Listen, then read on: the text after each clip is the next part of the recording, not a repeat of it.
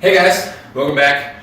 A couple of just real quick tips. I was with Scott yesterday measuring things out and he went, hey, you do that different than I do. So here's how you very easily measure a room by yourself.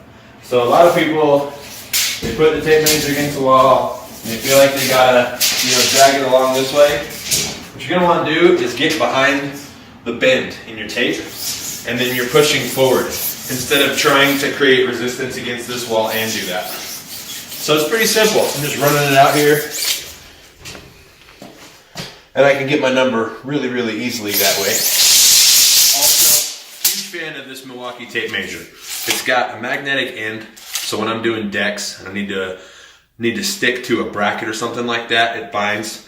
And then I also have a little place for you to grab with your finger that keeps you from getting pinched in between the cleat on the end and your tape measure when it winds back up. Really like this tape. Milwaukee, check it out.